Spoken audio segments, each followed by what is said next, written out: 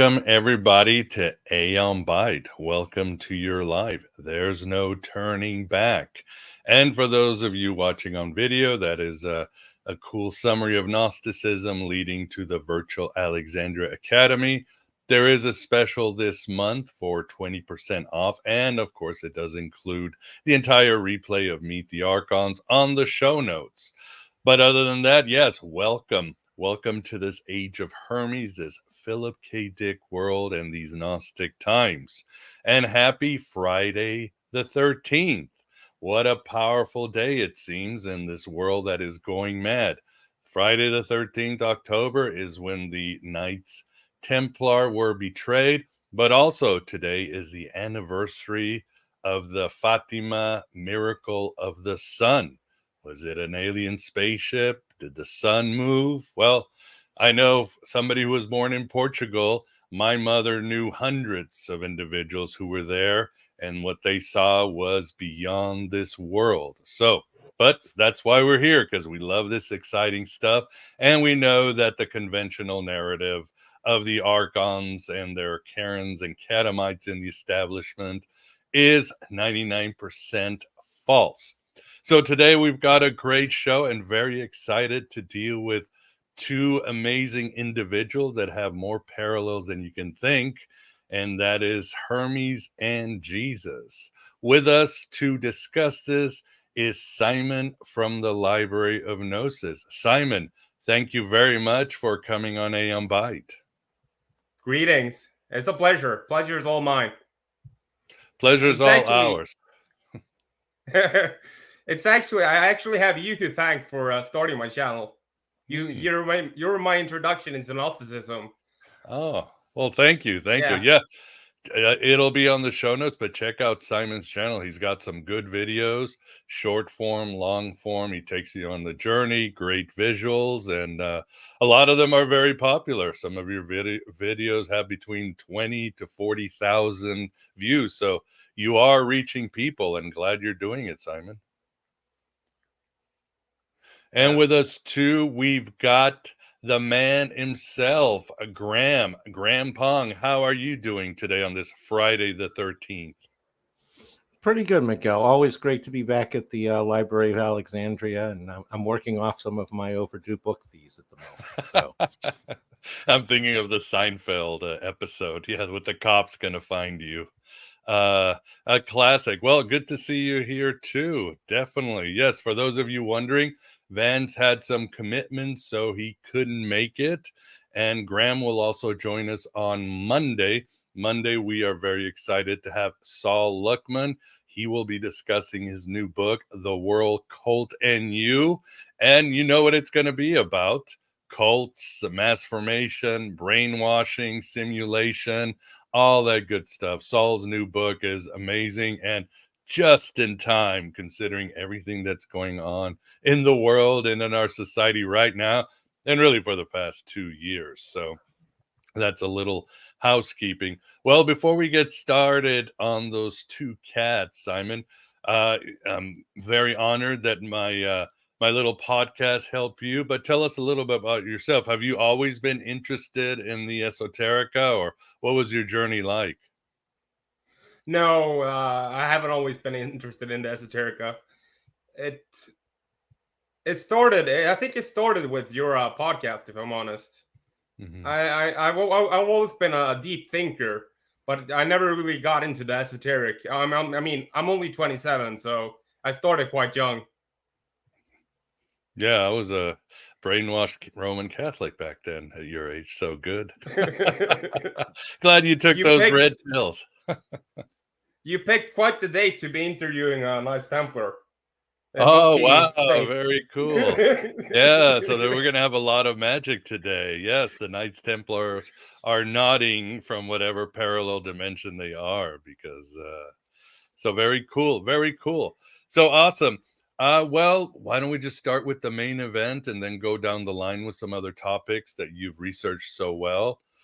Most people who have an understanding of the esoterica, even people who are orthodox, more open-minded from the Abrahamic faith, would say, yes, I mean, Hermes and Jesus are both logos. They're the reason of God that came into this world to enlighten man. Perhaps they sustain reality itself. So there are parallels, and the church fathers, of course, noticed them and so forth. So that's not a big deal. But what are the other similarities between Jesus and Hermes? Sure. I think first we have to start with the basics, like how I got into this. Okay, and sure, yeah. that would be the let me put on screen share. There you go. Share screen. Let me know. Yeah. StreamYard's always a little bit strange. Yeah, you got to do present, entire window, or you can do tab. Yeah, there you go. Now I will add you, and there you go. Now we see your desktop. Perfect. All right. So what are we looking at here? Yeah, describe it for those listening on audio. Oh wow, this is some Rosicrucian art. I don't know much more about it than that. All right, well then keep going. Yeah, so the Rosicrucians believe in the Prisca Theologia. I'm sure you've heard of it, but for those who haven't, it translates as the ancient theology. And it's that all religions come from a primordial source of the perfect theology, or true theology, you would say. And it's been diluted as the years have passed. So it's always the oldest religions that are the most correct. Makes sense. That would make sense, right? Yeah. And that gets us into the Bible. So I have a select Bible quote here. I'm sure most of you have heard of it, but I'll just go with it. Who among the gods is like you, Lord? Who is like you, majestic in holiness, awesome in glory, working wonders. That's from Exodus 15:11. So in the Bible, there are actually many gods mentioned, but when the church, I don't know if it was the Catholic Church. I'm not sure when Christianity or Judaism became monotheistic, but it used to be polytheistic.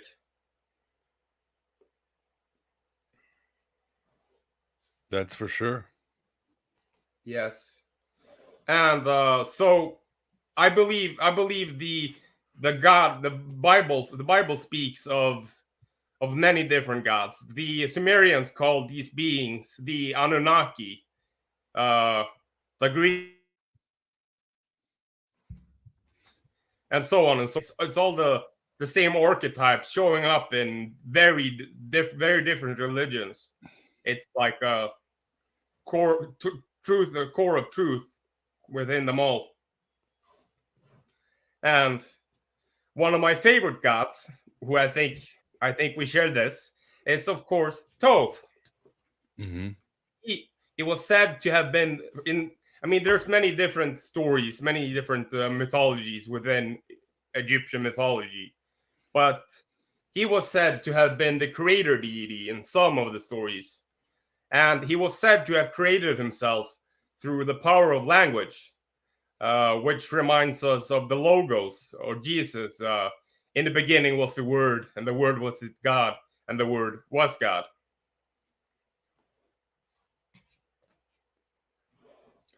And Thoth was said to be the voice of Ra, which is also a connection there with the Logos. Mm-hmm. Then we have a different character. This archetype or a character, I don't know if it's just an archetype or if it's actually a real being who either reincarnates or just goes by different names. But we have Enoch as well being connected to Thoth, Hermes, Mercurius, all of those. Mm-hmm. I think we've spoken about this before. Yeah. I mean, I think certainly, I don't know, it's Philo of Alexandria or Josephus. Probably Philo did it. Other Jewish thinkers did it. Obviously, the Muslims, to the Muslim mystics, Thoth or Hermes was Enoch. It was not a big deal. It was pretty mainstream. So, yeah. Yes. 1 Enoch, Book of Parables, presents two figures, the Son of Man and Enoch. At first, these two characters seem to be separate entities. Enoch views the Son of Man enthroned in heaven. Later, however, they prove to be one and the same. And Enoch, of course, was one of the few characters in the Bible who entered heaven alive, where he was. Is it apotheosis when you become like a god? Yeah, That's it. He was turned into the angel of Metatron, and Metatron was known to be the closest soul to God. I mean, if you ask a Christian today who the closest soul to God is, they would, of course, say Jesus. Jesus, right. One of his names of Enoch was actually the lesser Yahweh. So there's a lot of connections there. Then we have my favorite version of the pantheon, which is Hermes, of course. Mm-hmm. Here we see a statue of Hermes carrying a ram, the ram bearer. One of his titles was Hermes Krioporos, which means the ram bearer or the good shepherd. And what I find is so interesting is that I'm pretty sure the New Testament was written in Koine Greek. Am I wrong? No, you're right. And if it was written in Greek, they must have seen the connection between the good shepherd and Hermes. They must have known about it for sure. But they still included that, which is, I think, weighs pretty heavily that they're the same character. Mm-hmm. We have Hermes' mother being Maya, an earth nymph, and Jesus' mother was Maria. There's one letter difference. Funny how that works out sometimes. Hermes was, of course, born of an earthly mother and the heavenly father, just like Jesus.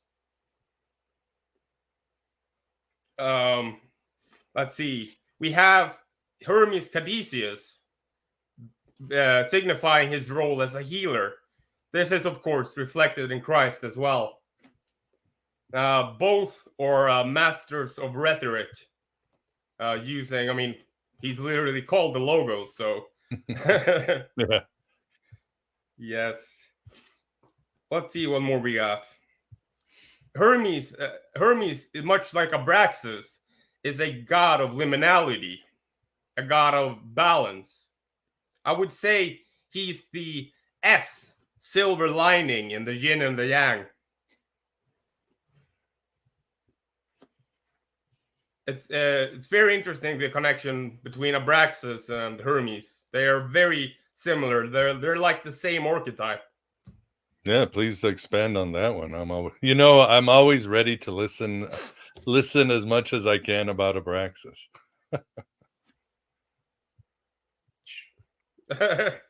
So this gets us into the squaring of the circle, which it's a connection I found, at least. For those who haven't heard of it before, it's surprisingly unknown. I listen to a lot of podcasts and a lot of YouTube videos, so on. It's not often mentioned. Maybe I'm looking in the wrong places, but for being such an important subject, it's very rarely mentioned. Anyways, the problem of squaring the circle is the problem of creating a square with the same area as a given circle. But it's proven to be impossible, because to calculate a circle, you use radius times pi squared, I think, if I remember correctly. And pi is a transcendental number, meaning that it's infinite. So it would be impossible to create a circle or a square with the same area as a circle. And the squaring of the circle, it represents, like in the Bible, in Genesis 1, you have, let me see. In the beginning, God created the heavens, circle, and the earth, square. So it's written in the first sentence of the Bible. It's squaring the circle. It describes the nature of God. It's doing the impossible. It's the creator who creates himself. That's squaring the circle. And we find this with Jesus as well, having an earthly mother and a fatherly, heavenly father, of course, doing the impossible, being both human and God at the same time.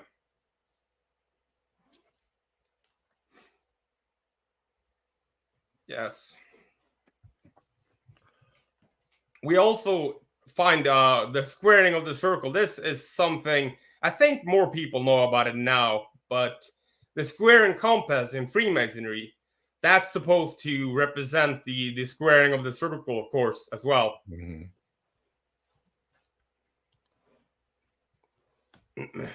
And the serpent in the Garden of Eden is, in a lot of Gnostic texts, was said to be Jesus, of course. And in alchemy, we find that the symbol of the serpent represents Mercury. So it might have been Mercury who was the serpent in the Garden of Eden.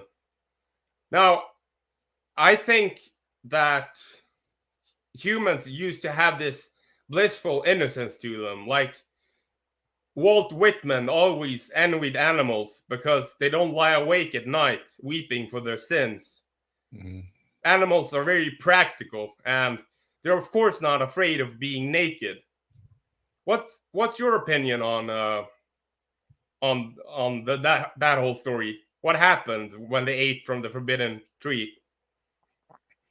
Well, obviously, as leaning into the Gnostic worldview in many of their gospels, Adam and Eve were trapped in a prison, and the fruit was gnosis. It was them waking up to the reality of who they were. Now, obviously, there's variations in text. Some, the demiurge is completely evil. He's using Adam and Eve to feed off of their essence. The Garden of Evil is just a dark, evil simulacrum. In others, it's maybe a little bit more benign, especially when you get into, I don't know, the Kabbalah and Martinist theology, and some others. It's more ambiguous. But yes, you might say the fruit is the beginning of understanding of the self, and the serpent is seen in many Gnostic texts in the Manichaean as a revealer. Some say he was Jesus. Some say he was Sophia. The Secret Book of John has a different view. It's just the serpent's actually evil, the demiurge, but there's this eagle, and I know you use this eagle symbolism, that falls on the tree and helps Adam and Eve, and the eagle is actually Jesus. So that's pretty much in Oh, that's short the super take. interesting. Yeah, because I know in your videos you talk about the symbolism of the eagle. I was just about to get into that. Oh, cool. Slide here. I believe there are two characters, two counteracting forces in the Garden of Eden. It's Yahweh and the serpent, of course. I believe that there's a connection between Yahweh, who in the let's just go with Enlil and Yahweh. Enlil was, of course, the supreme God in the divine council, the supreme hierarch. We find this with Yahweh, of course, and his divine council. And the eagle, of course, was the symbol of Enlil.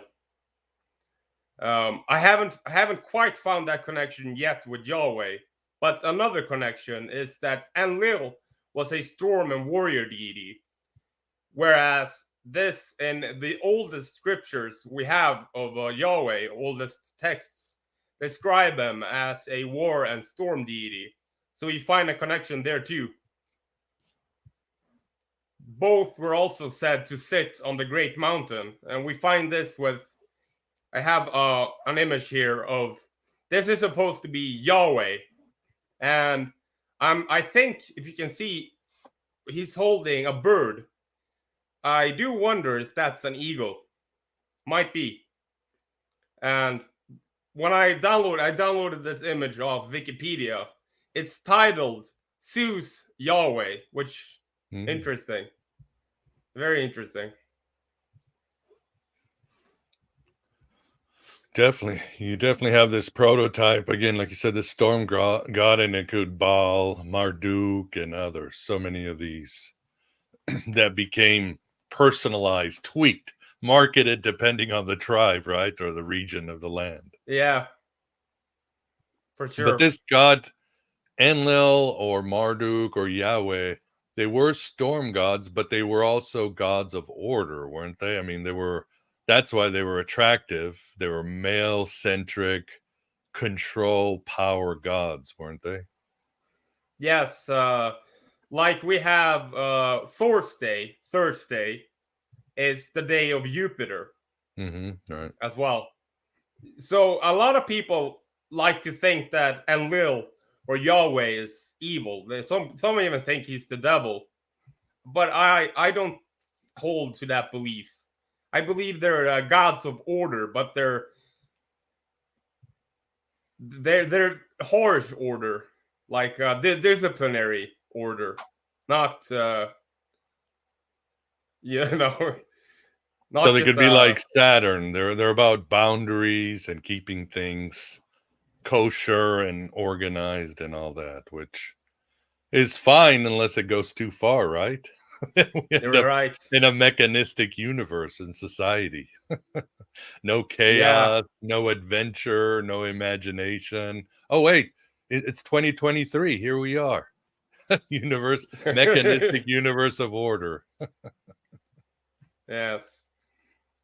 I think that there that we our evolution in the Garden of Eden came with a great drawback or great suffering.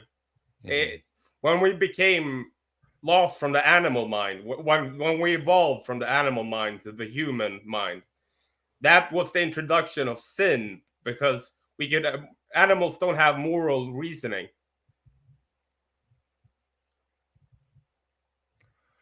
So that was a fall. That it was a fall at the same time as an evolution. I have a video. It's titled "The Fall of Man Was a Painful Evolution." So I guess the question is, what is the end game, Simon? Are we evolving to, as some would like, as those in the Gospel of Thomas says, to get back in the garden, lift the veil, or where are we supposed to be evolving to escape, as you say in your video, samsara? Yeah, it does say in the scriptures, like, they have become like one of us. So I think what the serpent did was giving us the opportunity for apotheosis, becoming like the gods. This is already shared by the mystery schools. Like, for instance, the Golden Dawn is all about transcending your humanity, pretty much becoming a god on earth. It's kind of Luciferian when you think about it. Yeah, hidden in plain sight. And that's not that radical. I mean, in some Kabbalistic schools, Adam and Eve had a choice to go down and restore the universe, but Godhood was on the other side. Even in Greek Orthodoxy, the sin was that they were too fast. They were meant to be like the Elohim, but Adam and Eve they jumped the gun. There was supposed to be more training in the Eden, but so they were so fast, God was like, well, now you got to get out. But again, there's a million interpretations. There's something very powerful archetypically about the Garden of Eden: bliss, childhood, the unconscious, unity. So it's a very powerful story that, of course, appears in so many legends and myths, even beyond the Middle East and that area. Yeah, I think,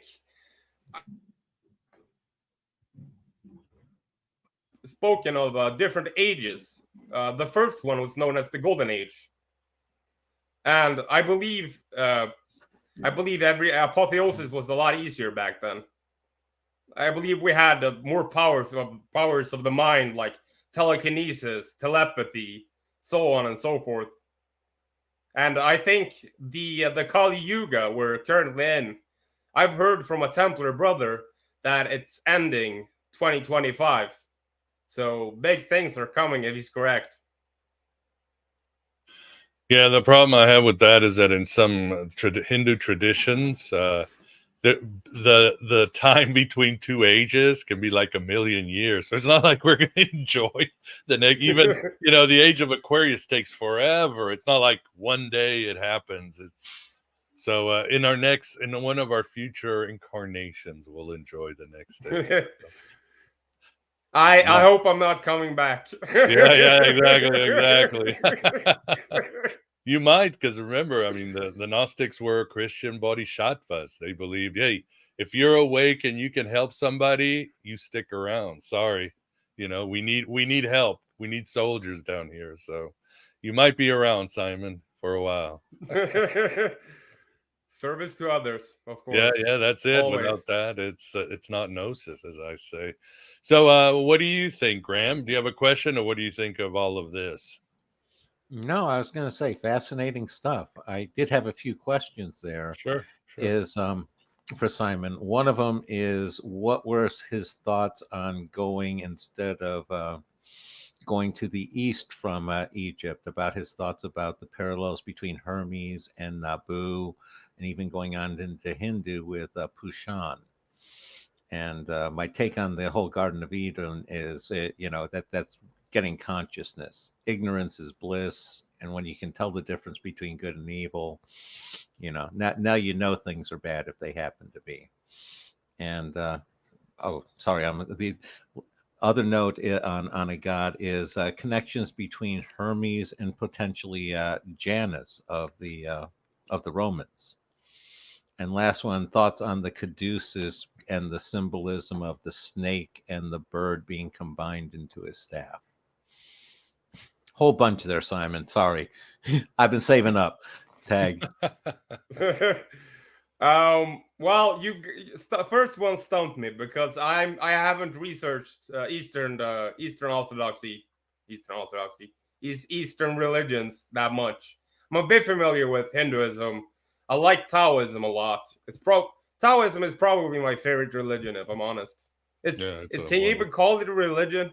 It's well, you can't. It's a way of being. Gnosticism is not a religion. It's like shamanism. It's a spiritual modality. Taoism is the same way, and I love Taoism and Gnosticism have a lot of parallels. My favorite one is that they are intrinsically anarchist. They are against order, if you know what I mean. They are part of the chaos brigade. Yes. And I'm not too familiar with Janus. Is that the two-faced god? Is it called that? Exactly. Yeah, and also the god of doorways and such, which that becomes a lot of parallels to Hermes. That's Hermes, yeah. Yeah, and of course Hermes was always depicted as either a wise old man or a baby or a young man. He was always transcending time itself. He is a god of time as well. Thoth, and yeah. That's interesting because in the secret book of John, in the beginning, Jesus appears to the apostle John in all the shapes. He's an old man, he's a child, he's a woman. He basically says, I am everything. And then he appears like the hippie and they have a conversation. Hey, dude. So, but for go ahead.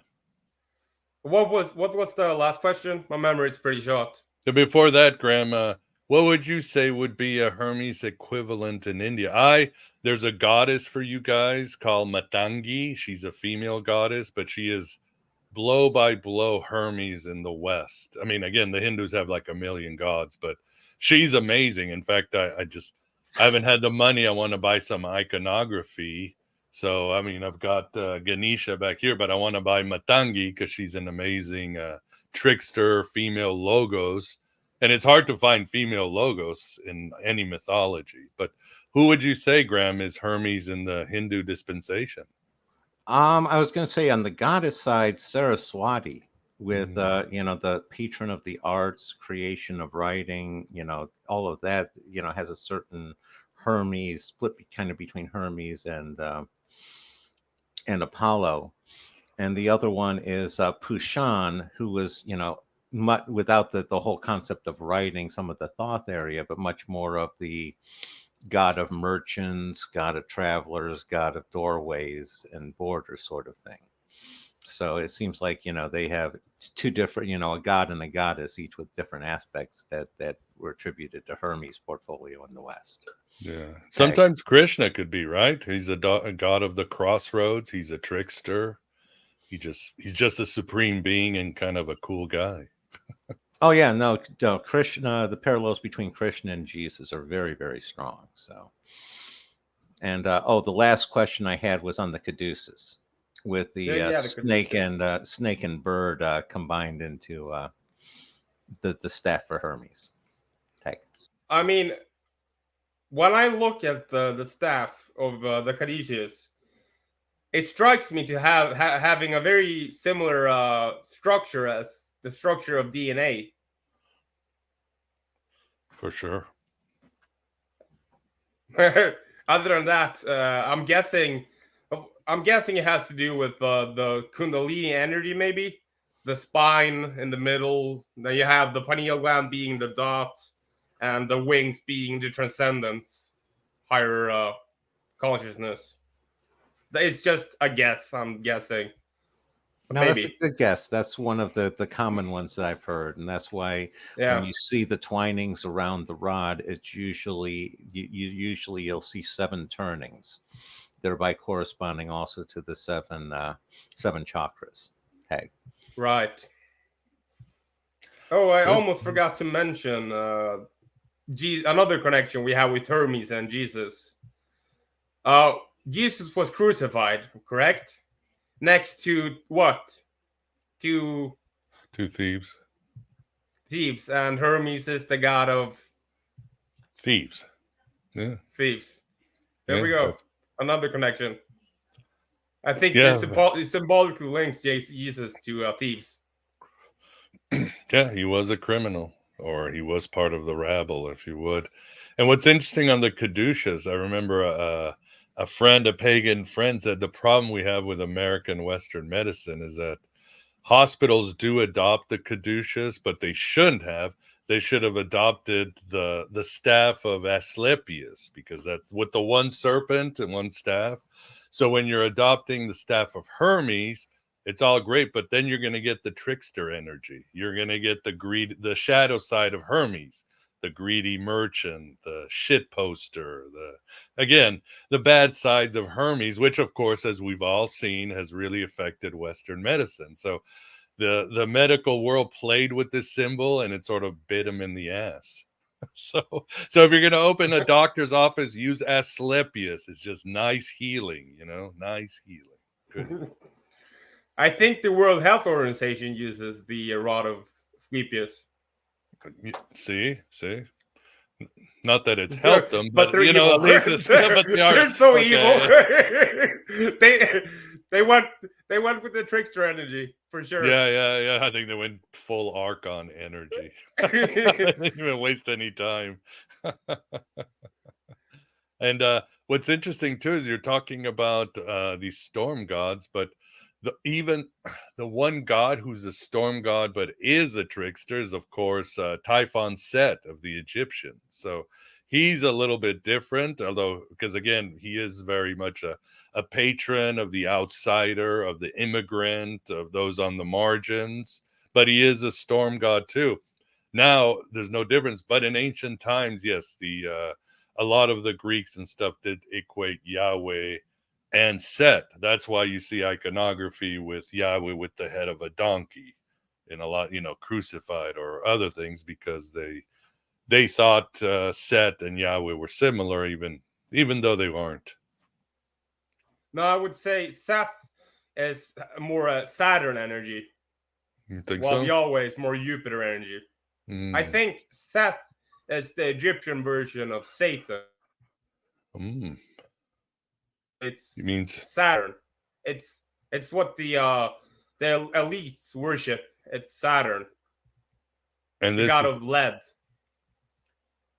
What are his characteristics? Discipline, wealth. Can't come up with all of them on the top of my head. But discipline and wealth is two of those. Yeah. Definitely. And his colors are red and black. I find it interesting that the Queen's Guard and judges always use black and red. Well, Saturn is a harsh judge. Yeah, he's a harsh judge, but gets very Franz Kafka in his judgments. Very fascinating. Yeah, for those of you in the audience, if you have a question, please super chat them. You can do it for as less as $1. With Vance not here and Graham is sort of back and forth, it helps separate questions so we can get to them. There was somebody I saw something early, which was an interesting one, going back to Abraxas, bringing in Santana's Abraxas. Now, that's an interesting point, because people have to understand that in the 60s, Hermann Hesse was very popular with the hippie generation. And for example, and Abraxas does appear in Damien, in his novel Damien, big novel. Abraxas is represented as this power of individuation and rebirth, and a very positive figure. So even like the Wilson brothers of the Beach Boys were gaga over Abraxas and Hermann Hesse. Now, somebody else who adopted Abraxas was Charles Manson. Charles Manson himself said that his patron god was Abraxas. Now, how he warped Abraxas into whatever kooky, insane ideas he had. Well, we all can do that. I mean, gods are just, they have an image, and this image can be warped. So in case you were wondering about Abraxas and of course Carlos Santana, 60s, part of that vibe, you know, he was probably utilizing Hermann Hesse's Abraxas, or Hermann Hesse's depiction of Abraxas, where Hermann Hesse, who was a patient of Jung, got his first ideas of Abraxas probably. So anyway, a little on the side. I think it was Carl Jung who wrote that everything Hermes steals, he offers to the gods. So he's a divine trickster. It's not just for selfless pleasure. Yeah, that's true. I mean, of course, the primordial myth of Hermes is the idea of him stealing cattle from Apollo, and the big fight that they both get into, because Hermes is a baby, but he's already, you know, trickster's gonna trickster. So the first thing he thinks as a baby is to steal the sun god's cattle, but then they work it out. Apollo is nice and makes him the caduceus, so the solar powers gives him the caduceus. And I think one of the things about the caduceus is that whoever wields it is not under the spell of fate or karma. He is beyond, even the gods have their own karma, fate, have to go through the cycle of the ages. But Hermes is the one god who is beyond any sort of fate, kismet, karma, you name it, or boundaries. So that's his big advantage. And of course, you're talking about iconography.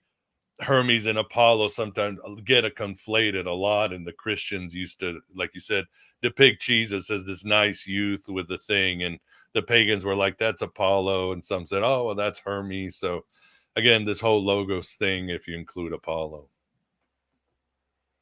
Yeah, all the planets, of course, revolve around the sun, the King of Kings, Lord of Lords. So Jesus is often correlated with the sun, but I would argue that the sun is actually his father. It represents Ra, like Ra is the father of Thoth in some stories. And what is the closest planet to the sun? Mercury, of course. Yes. So he's like the stepping stone towards unification with God. Yeah. As above, so below, of course. Yeah, good point. Very good eye. Yeah. So many great connections. And you also talk about Quetzalcoatl. You want to share about Quetzalcoatl, this other logos? Sure. He was a vegetarian and a god of wisdom and agriculture, I think, as well. I'm not super in read about Quetzalcoatl, but it was said, this is something I learned from a Graham Hancock. We're not sure that the stories are legit, but it was said that he came from the east, yes, the east, and he was bearded and white. This leads me to believe that that the gods, the Annunaki, or whatever we want to call them, that they were blue-eyed and white-skinned. It's very controversial, but that's what the evidence seems to point towards. Don't tell me they were Nordics. They were alien Nordics. It seems so. I believe there's a connection as well with Scythians. Yeah, that's for sure. I was going to say, if they're not blondes, they're redheads. One of the two. Yeah, they're often they're gingers. Oh my god.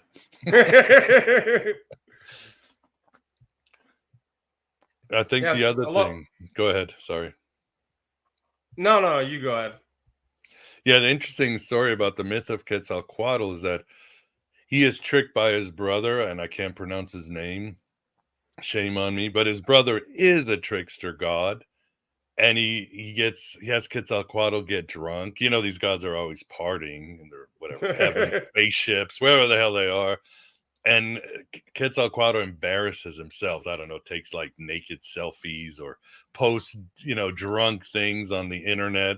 But he's so embarrassed that Quetzalcoatl leaves in shame, and his brother takes over and rules the Mesoamerica, rules the Aztecs. So you have this unusual thing where a trickster god is also the supreme lord of order and rules over an entire people, because whether it's Jesus or Hermes, trickster gods are always kind of on they're always on, like you said, the liminal spaces. They speak to the artist, the thief, the outcasts, if you would. They're not exactly mainstream. I know one story where they're mainstream, which is very close to me, being a Swede. Odin, of course, trickster deity. He's And been associated with Hermes. Yeah, you're right. The Romans used to call Wednesday Dies Mercury. And Wednesday, of course, Woden's day. Yeah, you still do in Spanish. Yeah. Miércoles means Mercury Day. There we go. I was This going to guy say, gets. Oh, go ahead. Go ahead, Graham. I was going to say, in Norse mythology, I have trouble going 100% with Odin because it's so hard not to go with Loki with Mercury. It's like each of them seem to have almost equal claim to the term. Again, now you're looking at almost two sides to the same coin, where you have Odin and Loki being blood brothers, and a duality going on there, and both of them being Hermes. But that's I think Odin is more, but I think Odin's because he gives language, he gives magic to the people. You know, he's more like Thoth. He gives all these useful things to others. Loki is more of a, I'm going to I'm going to challenge the established system and move things around. And yeah, I caused Ragnarok, but I also helped you guys with so many other what are you going to do, right? Well, I was going to say the other, just to defend Loki a little bit, being Loki's advocate, is most of the good stuff the gods ended up with was because Loki kind of tried to do something and screwed up on it. Exactly. The walls of Asgard, that's a result of Loki screwing up. Thor's hammer, that was Loki's a different screw up. It's like he screws up, but the gods benefit from it. And again, that's very Hermes like, where it's the experimentation and the products, mistakes, and the products from mistakes end up being useful. Again, like I said, it's just, Loki is, in the mythology, isn't necessarily evil. He's just more chaos oriented. No, exactly. It's much more in the Marvel comics that he became just more of a villain. So tag. Exactly. Yeah. I mean, tricksters are again beyond human morality. They help, Prometheus brings fire, but fire will burn you, but it'll also keep you warm at night. So I think as humans, we need that because we need to take a risk, because playing it safe has not worked out. It's not working out. And our society is collapsing because we don't embrace ambiguity. We don't embrace the chaos. We don't tap into our inner flame and artist and trickster. So we do need the trickster. One of my favorite versions of the trickster is the coyote from Indian or Native American. I'm a dog lover myself, so a trickster dog is just perfect for me. Yeah. I see sometimes a lot of coyotes where I live. Sometimes we need to be tricked for our own good, and that's part of it. Yeah. Trickster means change. That's what in Native American lore they call the coyote or the beaver or these trickster spirits. They just call him the changer. So he came to give change, whether you like it or not. It's just necessary. So, and again, we are not changing as a species. Notice how there's no good technological advancements. Notice how our music is shit.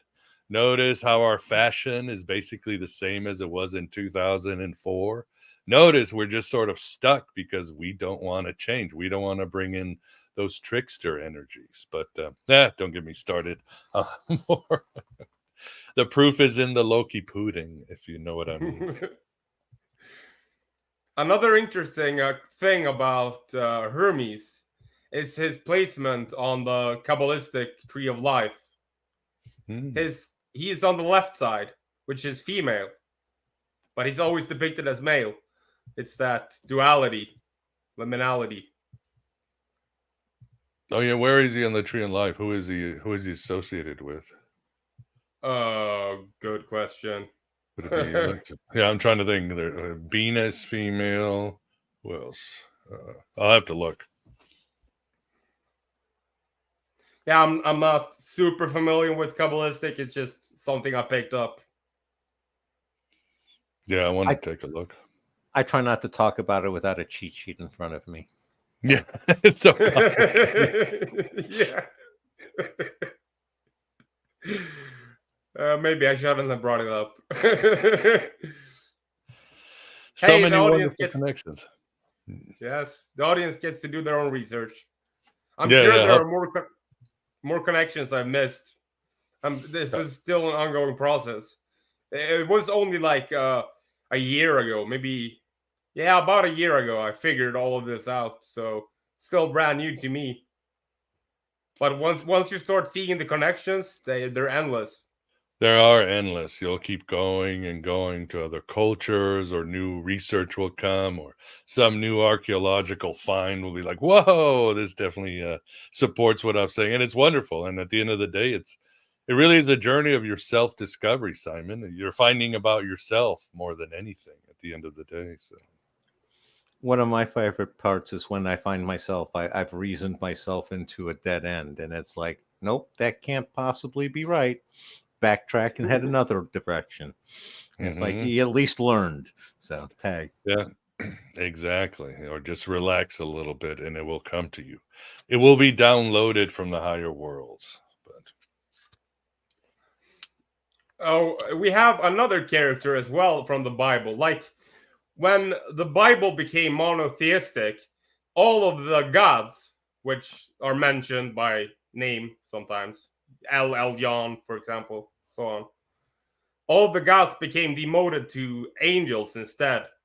But in, I don't know if it's Kabbalah or angelic magic, whatever, they're still correlated with the planets. So, for instance, Michael is oriented to the planet Mercury.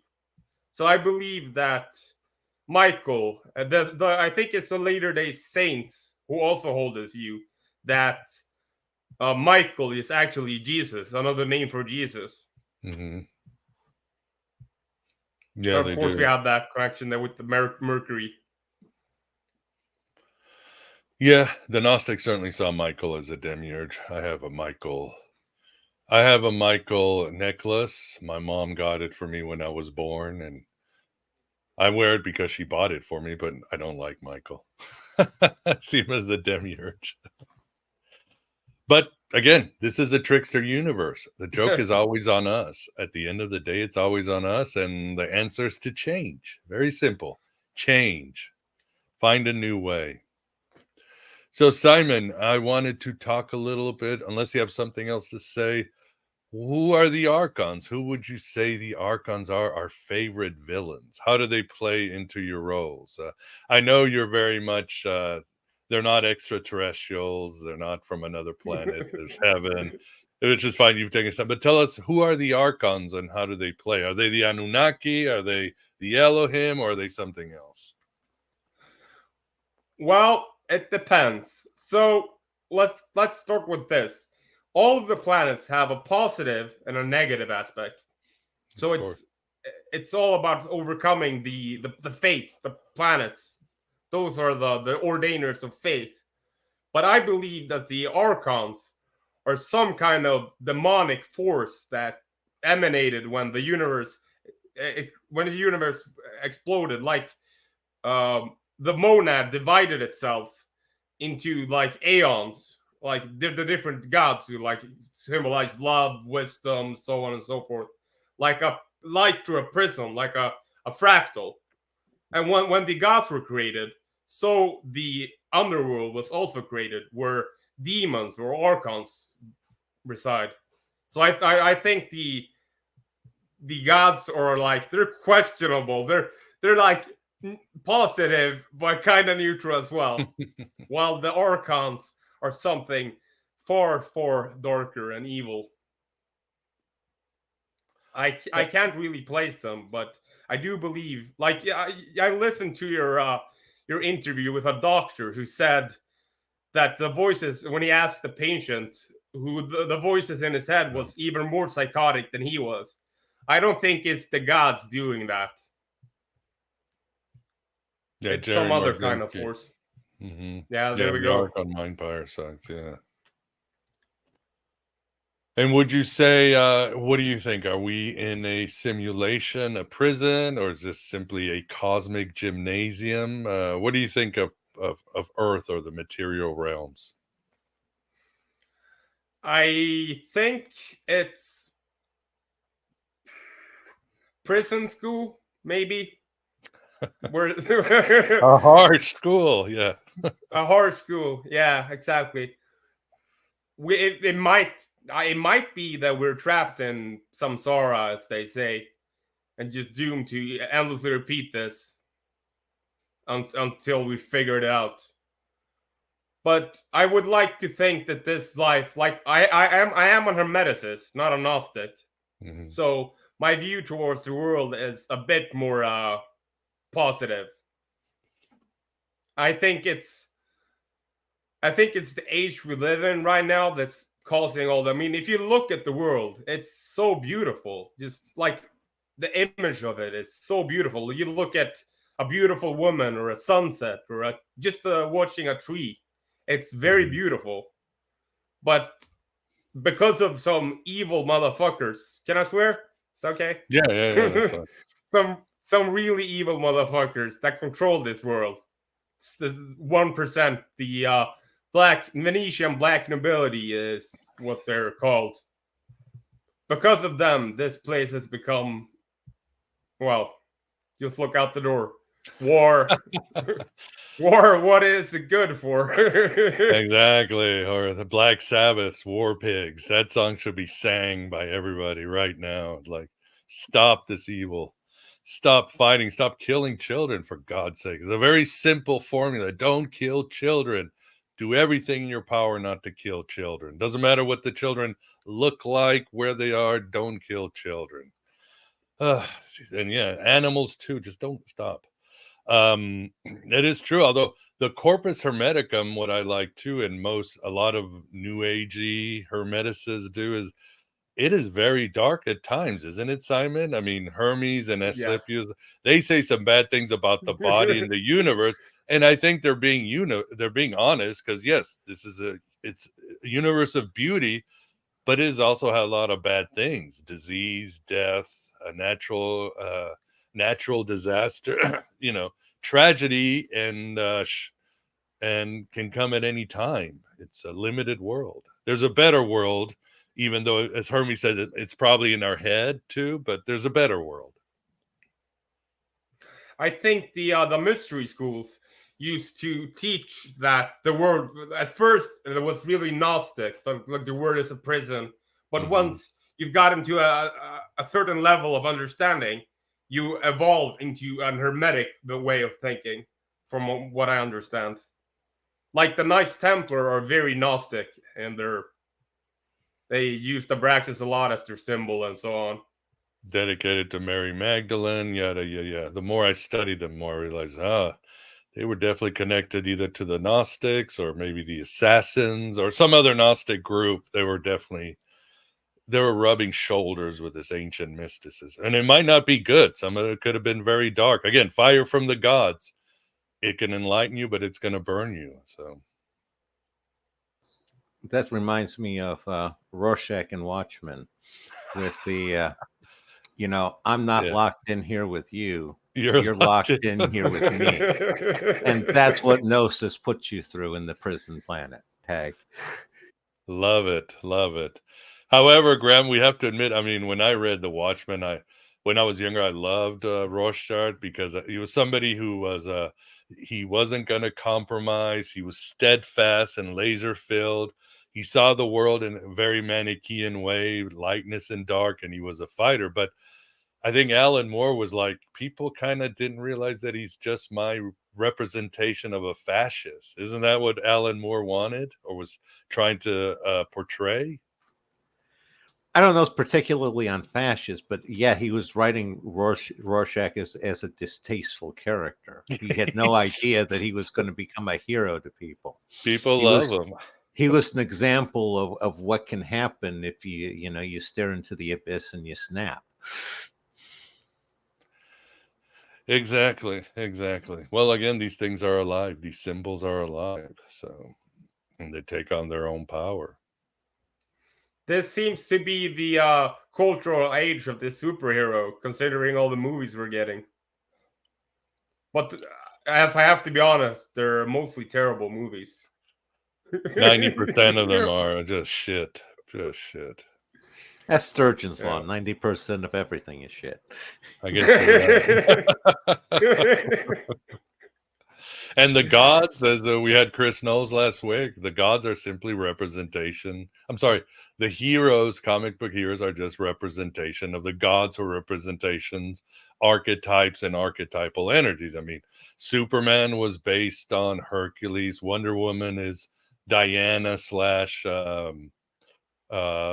Artemis. Flash, hey, look, Flash is Mercury. We've got him right there in the superheroes, and so forth and so forth. Batman, I have no idea. The Shadow, or can't think of a god he might represent. It's just Hades. I don't know.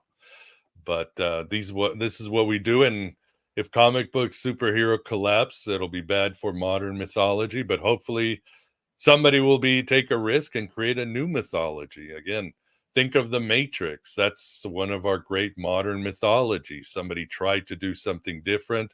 I know, Graham, you're going to say they stole from the Invisibles and Philip K. Dick, but you know what I mean. The Wachowskis kind of ripped off a few genres and works themselves. Oh, I appreciate the first movie. The what came afterwards, I think we could have been spared that, but the first one was brilliant. Yeah, it could have ended that. It would have been just fine if it ended that right there. Cool. Yes, I love The Matrix. Great movie. Mm-hmm. Awesome. Well, great talk. Yeah, a little housekeeping. For those of you, thank you very much for your support. Let me look at any super chats. Cyberview, I really appreciate the continued support. Steve Hill, thank you. I think you're the one who made that really funny joke. You were wondering if this show was going to be about the new luxury purse called Jesus from the company Hermes. No luxury purses from you, but thank you for the super chat. Chester, as always, thank you for your support. It really does help keep the lights of the Pleroma on, and you guys rock. Anything else you want to cover, Simon? No, I think I'm good. You think we covered everything? Elohim, Annunaki, Archons. That's quite a feast right there. That's quite a topic. So, all right, I will have this on the show notes. But for those listening on audio, or you're watching on YouTube and you're ironing your clothes or whatever you're doing, where can people find out more about you? You can find me at the Library of Gnosis. I am on YouTube, Spotify, Apple Podcasts, BitChute, Odyssey. If I'm not on a platform, then let me know. I sign up. So people should just type Simon Library of Gnosis. You'll show up in the search engines. Yeah, just Library of Gnosis. I'll show up for sure. All right, cool. Yeah, we'll check out his work. Go ahead. It's been a pleasure being on. I love talking to you. You, Graham, too. Yeah, we should do it again. Have a nice little round table and see what symbols and mythologies we can unpack. So, yes, and thanks for the audience there at the chat room. You didn't turn the chat into Wetiko, into the Chatico. Great comments that I see from here. And again, please subscribe, share. Don't forget that on Monday we will have Saul Luckman talking about the world cult, and you're going to be pretty startled because he says, well, his thesis that we're all in a cult and we all need to unbrainwash. As long as we're in the simulation, we're in a cult, and most people don't know it. But we'll get more into that. You'll enjoy it. Graham, thanks for keeping us company, and certainly look forward to hanging with you on Moon Day. No, looking forward to it. Looking forward to hearing about the world cult, and it's always great to be here. and I need to put together another presentation for you myself. So Yeah, can't we'll wait. talk Yeah. soon. Yeah, definitely. We want to talk about your ideas on the birth of Christianity, which again, that's going to blow people's mind away too. So you guys ain't seen nothing yet, but we do enjoy your company. Please enjoy the rest of your Freya day. It's talking about a goddess that's pleasing on the eyes and a lot of power. And please enjoy your weekend. And as I always say, yeah, happy Friday the 13th. Write your own gospel. Live your own myth. Take care, everybody.